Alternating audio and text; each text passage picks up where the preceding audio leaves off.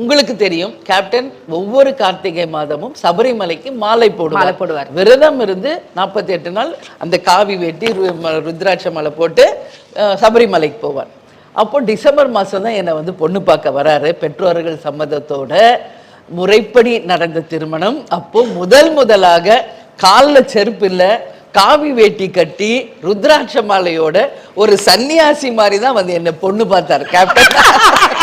Beautiful love. நிச்சயமாக super. அப்ப எல்லாருமே ஒரு பெரிய ஹீரோ, அவர் எப்படி வெல்கம் பண்ணும், மாப்பிள்ளையா வராரு என்று எல்லாம் ஒரு பிளான் பண்ணி நிக்கிறாங்க.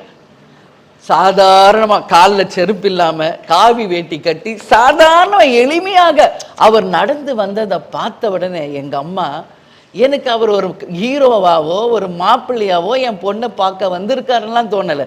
என் கூட பிறந்த என் சகோதரன் நடந்து வருவது போலதான் நான் ஃபீல் பண்றேன். நான் பொண்ணு கொடுத்தா இவருக்கு தான் பொண்ணு கொடுப்பேன்னு என்னைய விட தீர்மானமாக முடிவெடுத்தவர் என்னுடைய தாயும் தந்தையும்.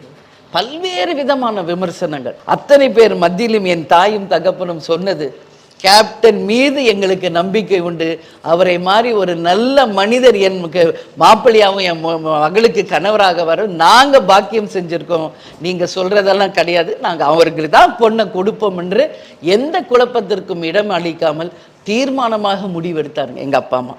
அந்த மாதிரி கேப்டனை வந்து நான் வந்து பொன் பார்க்க வந்தப்போ தான் என்னை வந்து பார்த்து முதல் அனுபவம். எல்லாம் சினிமாவில் பார்க்குற மாதிரியே தான், காஃபி கொண்டு போய் கொடுன்னு தான் சொன்னாங்க. நானும் காஃபி கொண்டு போய் கொடுத்தேன். காஃபி குடிச்சிட்டு சொன்ன ஒரே வார்த்தை, காஃபி சூப்பரா இருக்குன்னாரு.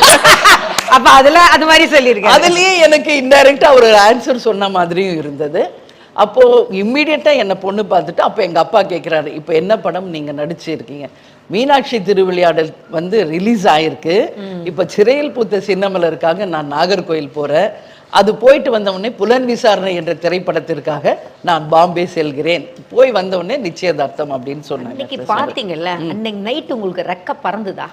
பல நாள் நான் தூங்கவே இல்லை. அதுதான் வேணும். ஏன்னா ஒரு ஹீரோவோட நீங்க வந்து பயங்கர ஃபேன் சொல்லியிருக்கீங்க. இவரு தான் கணவரா அடைவாங்க நீங்க எதிர்பார்க்கல. அப்போ உங்களுக்கு எப்படி இருந்தது அந்த ஒரு? யாருமே இதை நினைக்க முடியாது. கேப்டன் தான் வந்து பொண்ணு பார்க்க வர்றாரு, அவங்களுக்கு தான் இந்த அலையன்ஸ் பேச போறாங்கன்னு சொல்லும் போது எங்களால் நம்ப முடியல. கரெக்டா சொல்றாங்களா, விஜயகாந்த்ங்கிறாங்களா இல்ல வேற ஏதாவது பேரை தப்பா மாத்தி சொல்றாங்களா அப்படின்னு தான் எனக்கு ஃபர்ஸ்ட்ல தோணுச்சு. அப்பா கிட்ட கூட இல்லம்மா அவருக்கு தான் உன்னை பொண்ணு கேட்டு வர்றாங்கன்னு அப்பா சொல்லும் போது கூட, அப்பா நல்லா விசாரிங்க, மேபி நேம்ஸ் சேஞ்ச் ஆக கூட வாய்ப்பு இருக்குல்ல, இல்ல அவருக்காக தான் உன்னை பெண் கேட்க வர்றாங்க, அவர் தான் உன்னை பொண்ணு பார்க்க வர்றாங்க அப்படின்னு சொல்லும்போது நான் சொன்னல உங்ககிட்ட, எனக்கு மிகப்பெரிய கடவுள் பக்தி உண்டு. அந்த எல்லா புகழும் அந்த இறைவனுக்கு என்ற மாதிரி அந்த கடவுளுக்கு தான் அந்த நிமிஷத்துல நான் நன்றி சொன்னேன். ஏன்னா இது சாதாரண ஒரு பந்தம் இல்லை. பல இரவுகள் நான் தூங்கல. கேப்டன் பேசின வார்த்தை என்ன? நல்லா இருக்கீங்களான்னு கேட்டேன். ஏன்னா இதெல்லாம் தான் நம்மளுக்கு தெரியும். ஏன்னா போன்ல தான் கனெக்ட் பண்ணாங்க. எனக்கு பொண்ணு பார்த்துட்டு போயிட்டாரு, ஏன்னா பேச முடியாதுல்ல அதுக்கு முன்னாடி.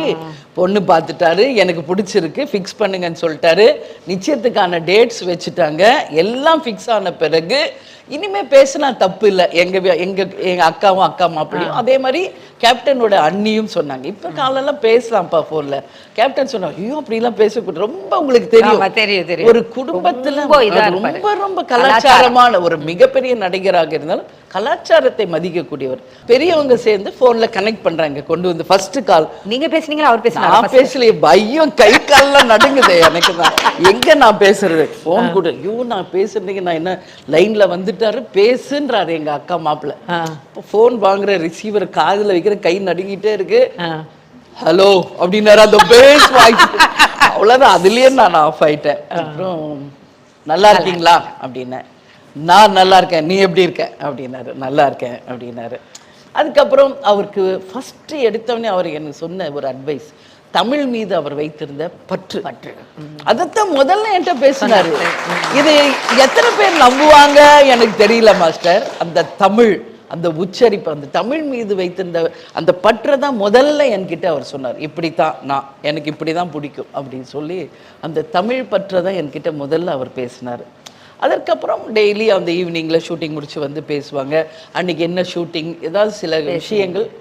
பயம் போயிடுச்சு உங்களுக்கு? அப்புறம் டெய்லி பேச பேச பேச பேச கேஷுவலா தானே பேச. அவர் கொடுத்த ஃபர்ஸ்ட் கிஃப்ட் என்ன?